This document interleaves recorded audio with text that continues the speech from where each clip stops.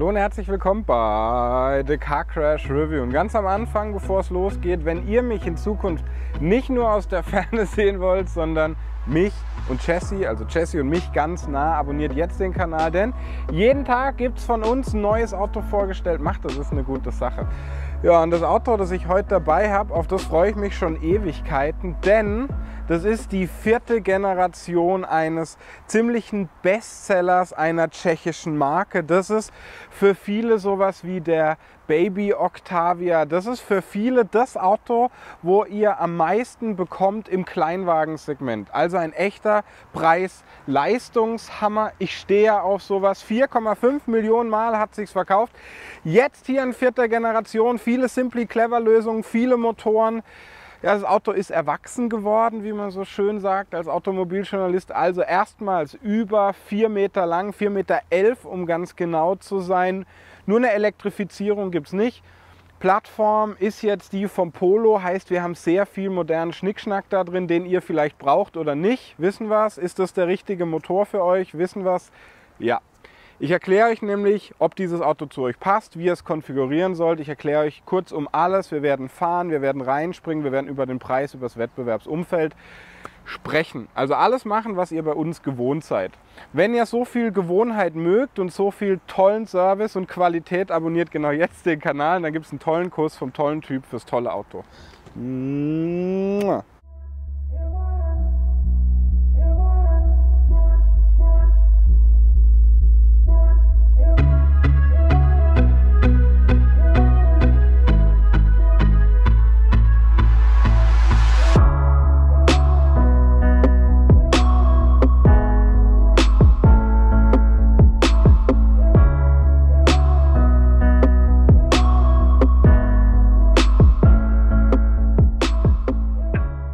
Ja, und ganz am Anfang, bevor es losgeht, spreche ich natürlich über unseren Kooperationspartner. Das ist GoLeasy. Was machen die Jungs? Die vergleichen für euch unter den etablierten Leasinganbietern und suchen den garantiert besten Leasingpreis raus. Wenn es denn dann hier der Fabia ist oder der Baby Octavia, so groß wie er inzwischen ist, ja, dann ist es gut, schaut da gern vorbei. In der Historie müssen wir jetzt ein bisschen langsamer ums Auto drumherum gehen, weil ich habe euch richtig viel über dieses Auto zu erzählen. Den gibt es inzwischen seit 22 Jahren. Ne? Der hat sich 4,5 Millionen Mal verkauft. Das ist unglaublich. Ja, und er steht vor allem jetzt auf dem MQB A0. Das ist die Plattform, auf der auch jetzt der neue VW Polo, den VW ja bescheidenerweise Facelift genannt hat, steht. Hier jetzt die 4. Generation, die 3. Generation firmierte 2014. Aber auf der Plattform, die Experten wissen, steht auch der Audi A1, stehen die ganzen SUVs oder Pseudo-SUVs wie der Audi A1 City Caravan, wie sie alle heißen.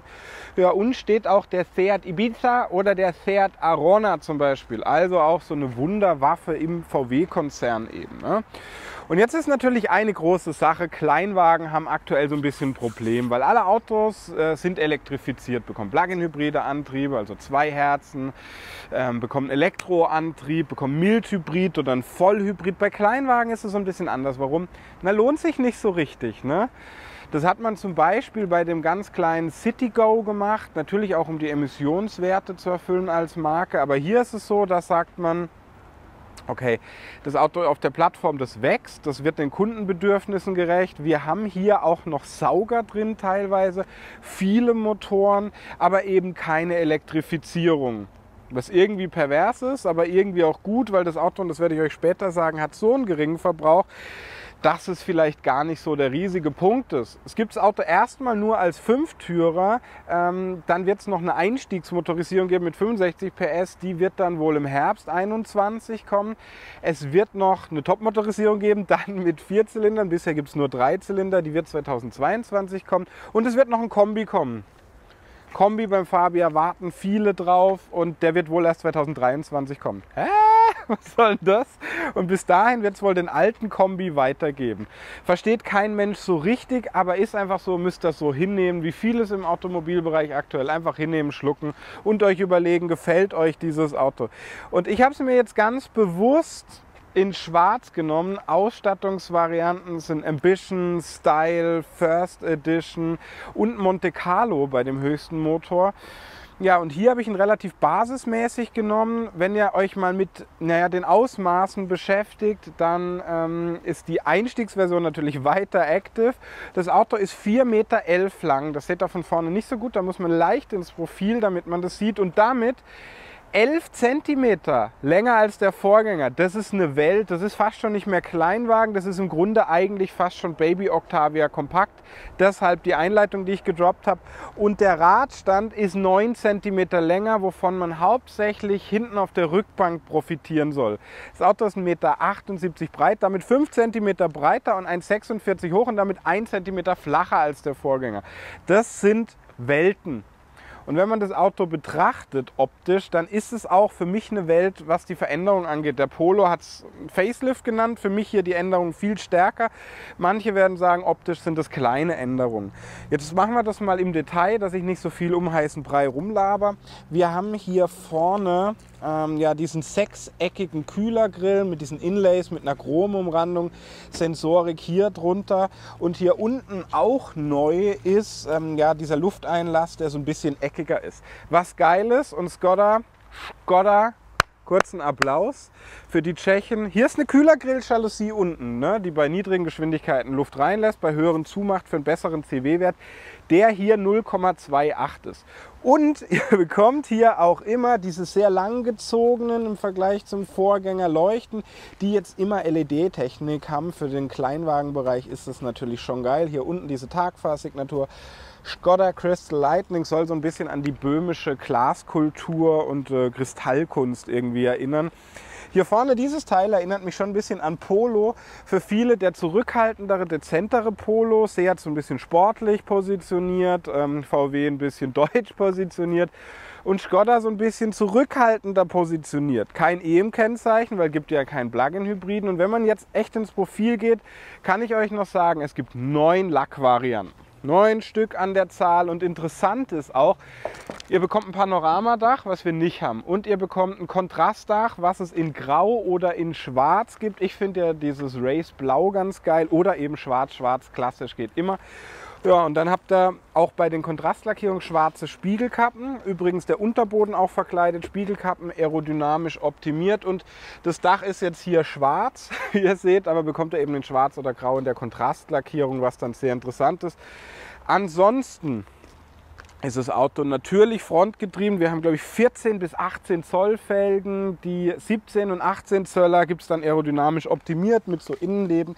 Das hier sind 16 Zöller. Je kleiner die Felge ist übrigens, desto höher ist der Komfort beim Fahren. Je größer, desto geiler sieht es aus und desto holpriger wird. So einfach kann man sich das merken. Ja, und wenn ihr jetzt mal hier vorne schaut, habt ihr hier die erste Simply Clever Lösung. Dieses Video wird gespickt sein mit einfach cleveren Lösungen. Hier könnt ihr dann euer Parkschein reinklemmen oder eine Nachricht an die Freundin zum Beispiel. Hinten abgedunkelte Scheiben. Ansonsten außer dem langen Radstand passiert im Profil nicht so wirklich viel, aber es war ja auch schon immer das Erfolgsrezept vom Polo, dass er eher so ein bisschen zurückhaltender war. Und wenn wir uns jetzt die Optik anschauen, ist es außen für mich dann doch eher Facelift-Optik, der neues Modell. Aber erstmal hier oben der Dachkanten-Spoiler, der ist groß geworden, hat so Finlets drin, wie man das nennt, und eben auch soll der Aerodynamik und der Optik zugutekommen, weil Designer lieben das, weil das Auto so ein bisschen in die Länge gestreckt wird. Nicht so schön die Teletubby-Antenne da oben. Wenn ihr das Glasdach nehmt, habt ihr die übrigens nicht. Ansonsten Hammer und Meißel und dann geht die auch weg, aber dann hört ihr vielleicht im Radio nicht mehr so viel da drin. Hinten abgedunkelte Scheiben und hier ganz typische langgestreckte LED-Rückleuchten von Skoda steht hier drauf in großen Lettern. Fabia steht hier. Ja, und dann gibt es eine Sache, die ich auch kritisieren möchte. Nicht, dass wir das Endrohr hier unten nicht sehen. Das ist ein sehr schöner Stoßfänger. Hier unten wirklich ausgesprochen gut. Da unten ist dann das echte Endrohr sehr gut gelöst, sondern also serienmäßig bekommt er hier drin einen 50-Liter-Tank. Ne, 40. Genau, wollt ihr 50, der ja auch wohl immer hier drin ist, müsst ihr 50 € Aufpreis zahlen. Hier ist er dann. Was ist das, Skoda? Macht ihr da normalerweise irgendwie eine Wolldecke von der Oma rein und holt die dann raus, wenn die Leute 50 € zahlen? Finde ich irgendwie schwierig. Was hier noch schön ist, ist der Eiskratzer drin. Jessie hat nicht so das Herz für Simply Clever Lösungen wie ich. Da könnt ihr dann Eis kratzen oder Profiltiefe, glaube ich, auch messen bei den Reifen. Ist hier drin integriert. Bei den Elektrofahrzeugen ist es in der Klappe hinten, weil da muss ja immer auf sein, wenn ihr ladet. Und jetzt ist natürlich eine sehr spannende Sache. Wie viel Kofferraumvolumen habt ihr? Das Auto ist gewachsen. Das sind jetzt 380 bis 1190 Liter. Und das sind 50 Liter mehr als beim Vorgänger. Das ist eine Welt, das ist im Grunde Golfniveau. Das ist Golfniveau hier drin. Großartig, weit oben angeschlagen. Ich schlage mir meinen Kopf nicht an. Und dann ist es natürlich geil, weil schaut mal, was hier alles drin ist. Und da beginnt die Simply Clever Flut. Erstmal habt ihr hier so eine Mantelablage. Also ich trage keine Mantel, ne? Meistens nicht mal einen Pulli. Und da könnt ihr dann den Mantel reinlegen und der ist geschützt. Mega geil. Oder einfach wieder so machen und was vor der Freundin verstecken oder euren Chihuahua da drin schaukeln. Oder wenn ihr ein Baby habt, einfach auch da reinlegen. Und dann habt ihr hier diese Matte. Schaut euch die an, die ist robust, die ist clever und ganz neu auch hier dieses Teil, wo ihr dann größer oder kleiner schieben könnt und hier zum Beispiel ein Sixer Bier reinmachen könnt, auch den Chihuahua reinsetzen, euer Einkauf, dass der nicht hier drin rumfällt.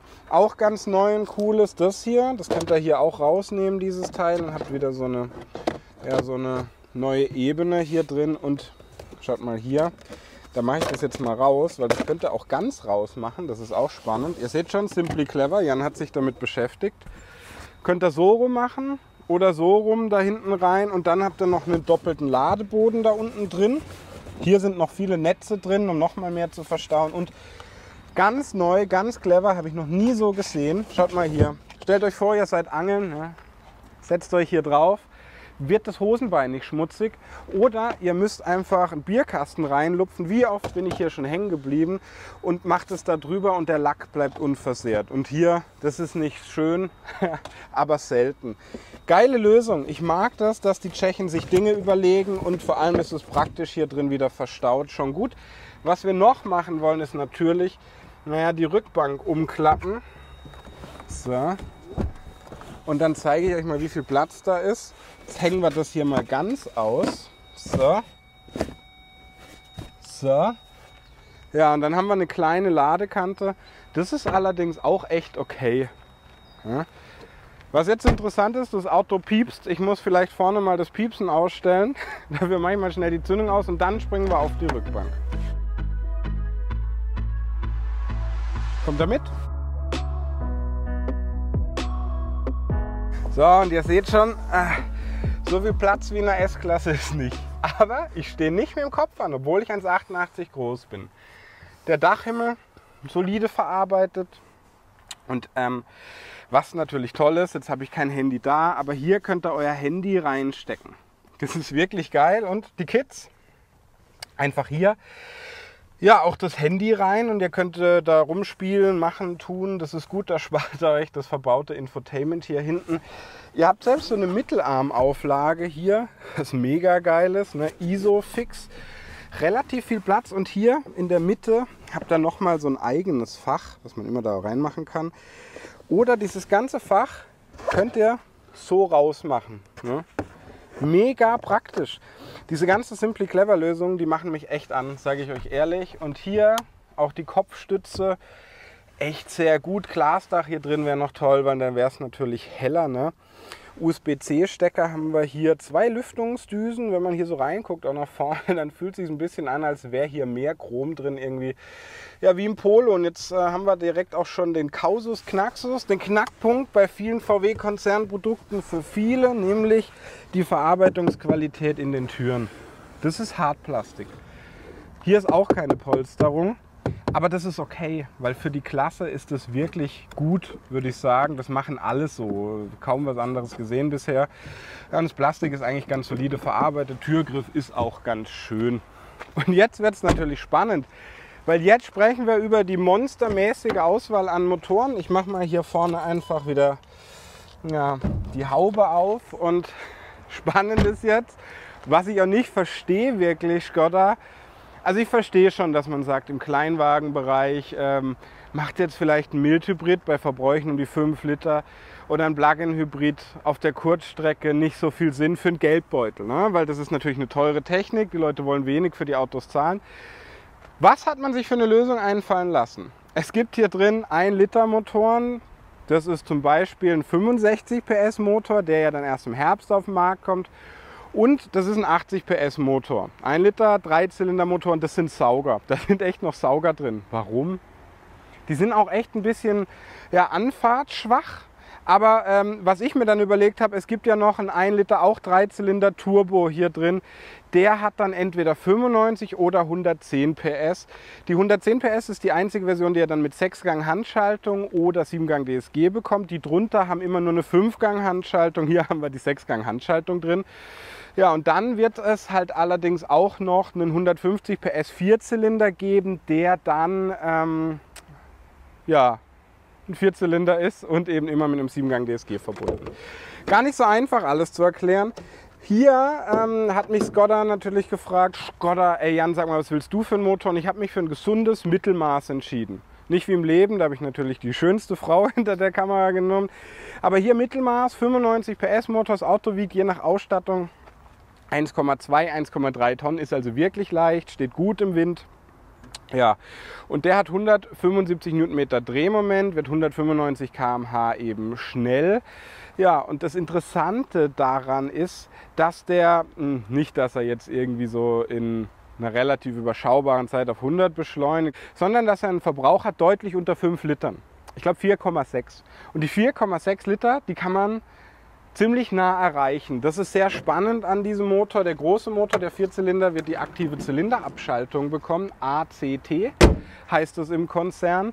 Der wird allerdings dann erst natürlich 2022 kommen. Der kleinste Motor, für viele vielleicht auch interessant, der kommt im Herbst 2021. So, Wird das längste Review für den Fabia? Ich glaube schon. Aber ich wollte euch wirklich viel darüber erzählen. Was wir jetzt zusammen machen, ist reinspringen. Kommt. Und dann zeige ich euch den Innenraum. Da gibt es unglaublich viele Lösungen. Ja, und dann wird gefahren. Kommt mit. Ja, jetzt sind wir im Innenraum vom Fabia. Und da hinten ist für den Kleinwagen echt viel Platz. Und hier vorne auch. Natürlich bin ich jetzt mit dem Sitz so ein bisschen vor und zurück gefahren. Also eigentlich zurück, ehrlicherweise, aber es ist wirklich genug Platz und hier drin ist wirklich modern aufgeräumt. Ich würde sagen, der neuen Generation ist der Innenraum eigentlich das Ding, was hauptsächlich sich am meisten verändert hat, wenn man das so sagen kann. Jetzt fangen wir mal an mit den Details vielleicht.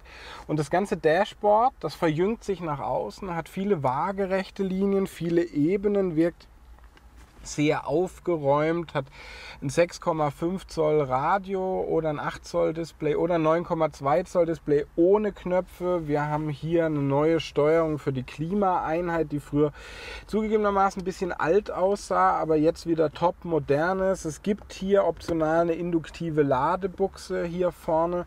Ihr bekommt hier euren Fabia-Stift rein. Nein, ich bekomme kein Geld von Škoda. Und hier bekommt er Kreditkarten, Visitenkarten oder die Nummer von der Freundin rein. Und hier 2 USB-C-Stecker zum Beispiel auch.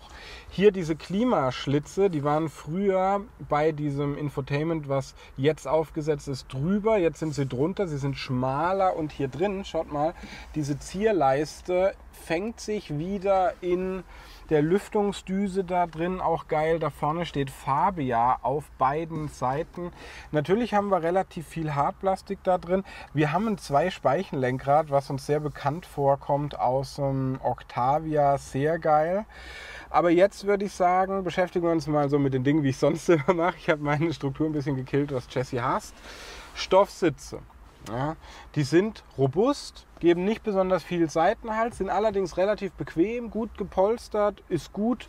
Könnt ihr hier auch dann in der Höhe verstellen. Es gibt auch die Funktion, dass ihr den Sitz vorne ganz umklappen könnt. Gut. Plastik habe ich euch schon gezeigt, okay, aber wirkt wertig verarbeitet mit den vielen Ebenen. Jetzt schauen wir mal in die Tür und da gibt es eine Sache, die mich stört. Der Türgriff da unten, Der ist unten ganz schmal, mein kleiner Finger will da mal rein, ich spiele damit rum, ist vielleicht jetzt lächerlich, aber finde ich nicht so geil. Trotzdem gut gepolstert auf der Armauflage oben, der Türgriff, der ist gut verarbeitet, ansonsten viel Plastik und Simply Clever ist der Mülleimer da drin, der nicht nur bei Jessie Platz hat, ich mache den jetzt mal auf für euch, ne, sondern eben auch bei mir. Geil auch hier ja, mein italienisches Fach für die Brille hier, wo man meine Sonnenbrille reinmachen kann, damit man dann hier Fabia-esque unterwegs ist. Wenn ihr hier mal schaut, habt ihr noch eine Handbremse. Ihr habt hier so eine kleine 12-Volt-Steckdose unter der Armauflage und Mikrofach. Und dann hier wieder eine Simply Clever Lösung. Also dieses ganze Teil hier könnt ihr rausnehmen. Ne, oder könnt es wieder reinklippen und habt dann hier ja auch so einen Flaschenhalter, der da unten diese Näpfe hat, wo man dann die Flasche theoretisch so öffnen können soll und hier ein Münzfach. Jetzt würde ich sagen, kommt die bezaubernde Jessie mal rein. Meistens bezaubernd, ne?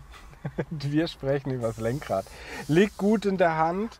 Ich mag, wenn ich das hier mache, immer die Perspektive von hier vorne nehmen, weil ihr könnt es in der Länge verstellen, in der Höhe und man findet hier, typisches Golfphänomen, sehr schnell eine Sitzposition.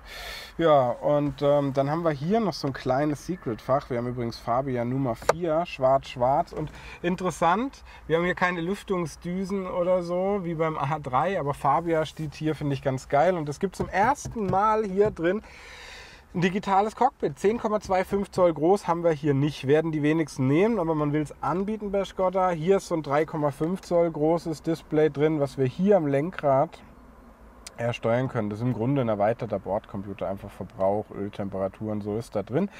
Es gibt eine Lenkradheizung optional, es gibt eine Sprachsteuerung, die man mit Hey Laura bedient. Hey Laura?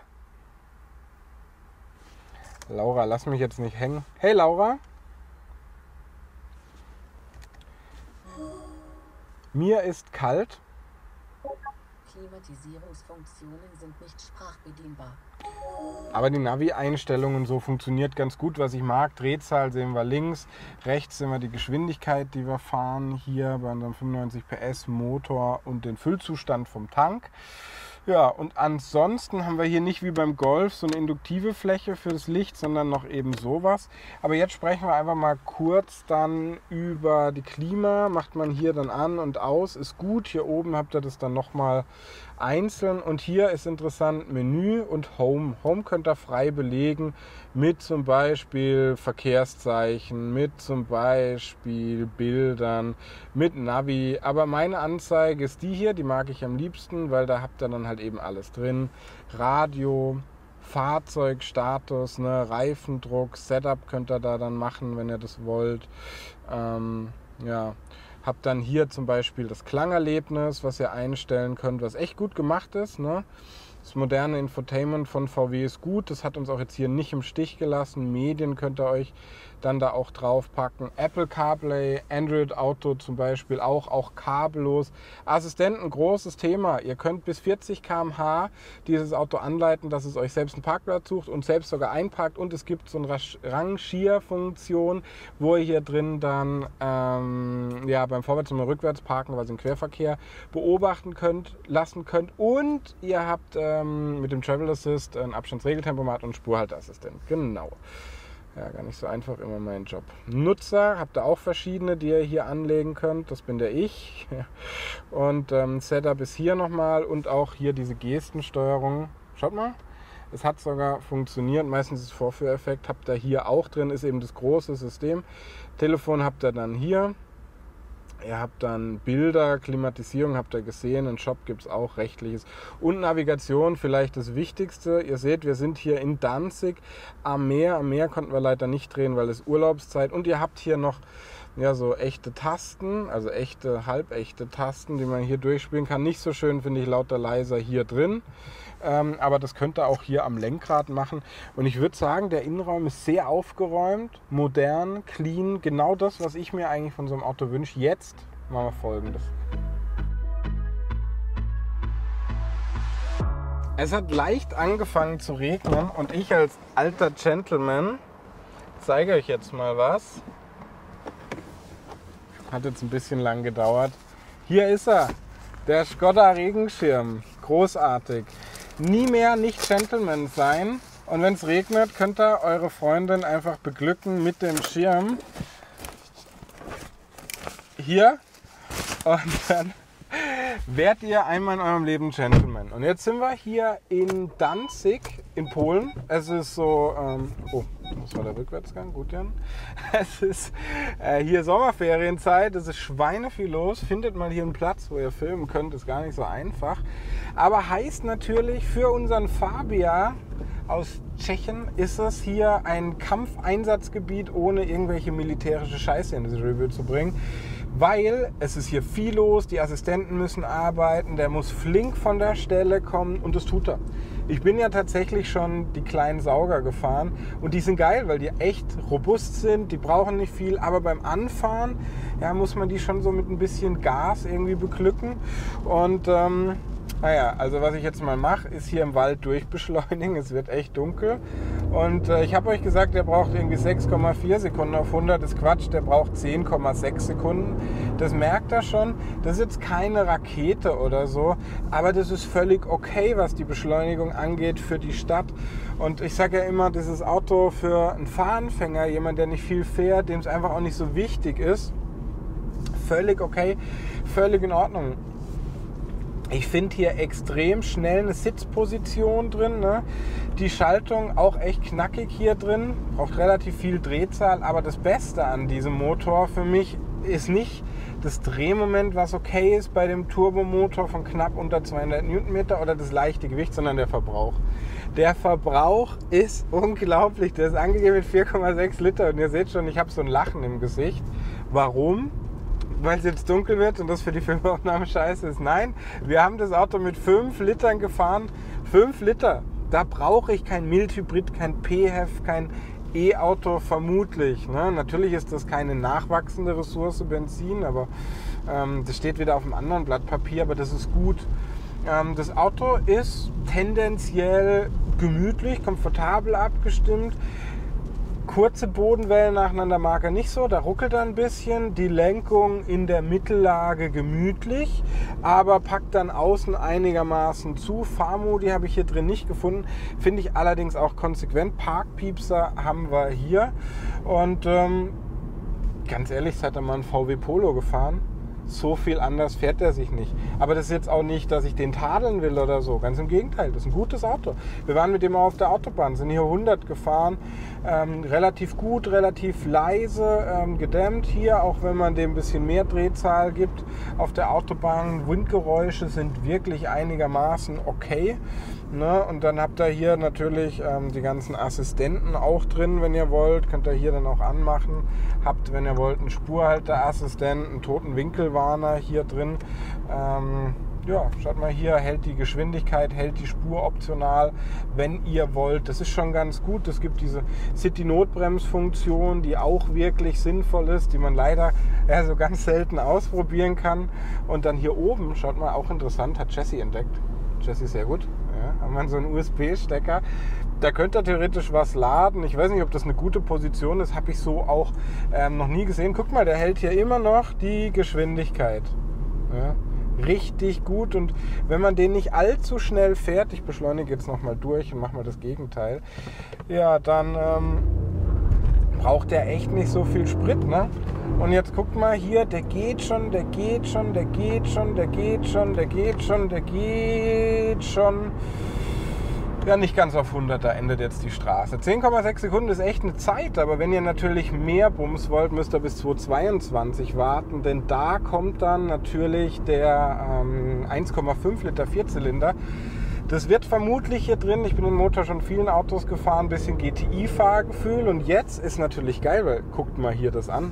Wir haben hier eine richtig kurvige Straße, ist ein bisschen nass, das Auto frontgetrieben, nicht schwer, liegt also echt gut auf der Straße hier. Natürlich so berghoch braucht er schon echt mehr Drehzahl wie so ein Dorfalkoholiker, aber das macht echt Spaß, schaut mal hier.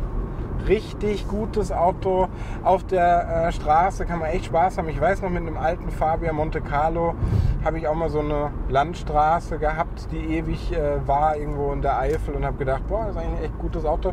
Der hier ist besser. Ne? Vollbremsung machen wir jetzt auch mal noch, Jessica, festhalten.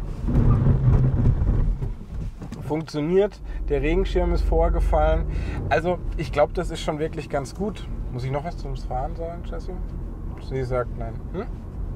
Verbrauch, sagt sie, dann habe ich euch erzählt, unter 5 Liter, da haben wir lang drüber gesprochen.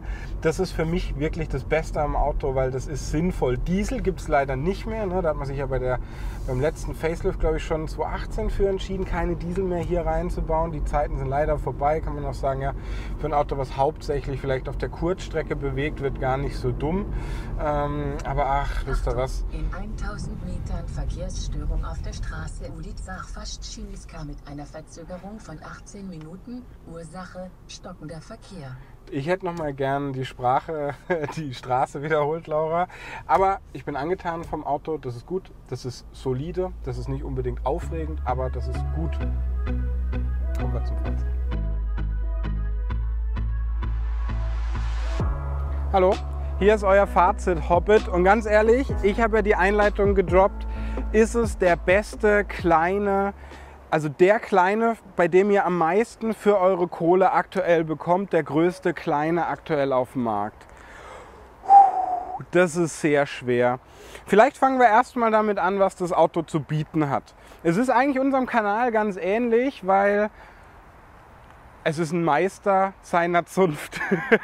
Es ist ein Kleinwagen mit vielen Simply Clever Lösungen. Und der ist eigentlich für euch so gestaltet, dass ihr alles auf kleinem Raum kompakt habt, moderne Lösungen. Ein sehr schönes Auto, wie ich finde. Mehr Auto braucht niemand, sehr zurückhaltend, bescheiden, genau wie Jessie. Ja. Und darauf stehe ich. Und vermutlich bei einem Einstiegspreis von 13.990 € ist es wahrscheinlich eins der Autos, wo ihr am meisten bekommt fürs Geld, wo man auch sagen kann, ihr seid Simply Clever, wenn ihr den nehmt dafür. Dann ist allerdings wieder die Frage, will man dann den 65 PS 1 Liter Dreizylinder als Sauger? Der ist schon, ich habe ihn gefahren hier, ja, eine Stunde lang, sehr roh. Aber wenn man einfach nur irgendwie von A nach B kommen will, ist es okay. Ich allerdings würde genau zu diesem Motor hier greifen. 95 PS, Turbo, ist gut, weil der Spaß haben, dann greift er zum größten Motor. 4-Zylinder, 150 PS. In diesem kleinen, leichten Auto fährt sich das fast so ein bisschen GTI-esk. Der hier beginnt nicht bei 13.099. Ja, der hier liegt bei 17.590 bei dem Motor mit 6-Gang-Handschaltung im Einstieg. Und das Interessante ist, mit Ausstattung wird er auch bei 20.000 liegen.